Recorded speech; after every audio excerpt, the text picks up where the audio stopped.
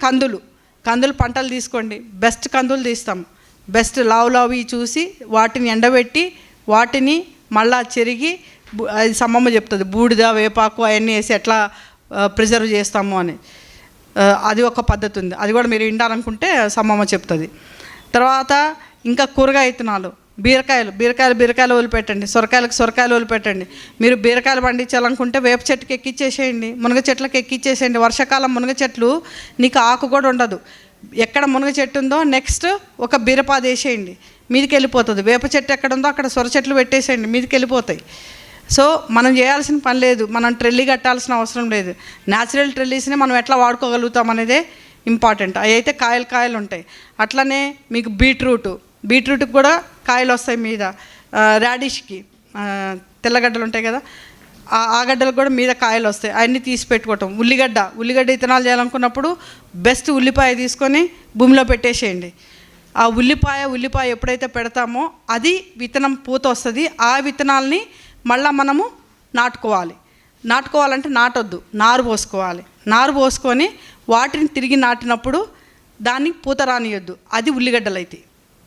So ఉల్లిగడ్డ నాటినప్పుడు వచ్చే పూత మాత్రం మనకి విత్తనాలకు వాడుకోవచ్చు.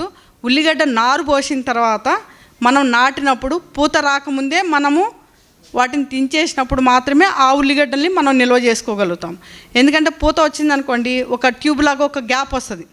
వచ్చినప్పుడు ఏమవుతుంది, వర్షాకాలం రాగానే దానిలో పదం చేరి కుళ్ళిపోతాయి. కాబట్టి ఉల్లిగడ్డలది అది. ఎల్లిగడ్డ అయితే మనకు తెలుసు, ఇంట్లో ఉండగానే నవంబర్ రాగానే దాని మొలకలు వచ్చేస్తూ ఉంటాయి, అది డైరెక్ట్ పెట్టడమే. సో ఆలుగడ్డలు మనము విత్తనాలు నిల్వ చేయలేము. కాబట్టి ఆగ్రా నుంచో ఎక్కడి నుంచో విత్తనాలు వస్తాయి. ఆ నవంబర్ డిసెంబర్ టైంలో కనుక మనం 1 కిలో విత్తనం వేస్తే 10 కిలోల విత్తనాలు వస్తుంది. ఆలుగడ్డ ఒక దుంప పెడితే 10 దుంపలు అవుతాయి. సో దానికి కూడా జస్ట్ జీవామృతము బయోచార్ ఏమి వేయకుండా ఒట్టిగా వస్తుందండి. నాకు పోయిన సంవత్సరము కరెక్ట్ 8 లైన్లు పెట్టాను, 7 క్వింటాలు అయింది. మార్చి, ఏప్రిల్, మే వరకు, జూన్ వరకు తిన్నాము. ఆ తర్వాత ఇంకా నిల్వ ఉంచలేకపోయినాం. అంటే నిల్వ ఉంచడమే చాలా ముఖ్యము. నిల్వ ఉంచడానికి కొన్ని జాగ్రత్తలు తీసుకోవాలి. ఏంటంటే ఈ లైట్ పడొద్దు, సన్లైట్ పడొద్దు, చీకటి రూమ్లో ఉండాలి ఆలుగడ్డలు. తర్వాత గనుసుగడ్డ ఒక్క తీగ పెడితే దానంతటదే మనం ఏమవుతుంది, ఇప్పుడు పంట తీయంగానే ఏం చేసేస్తాం, పడేస్తాం.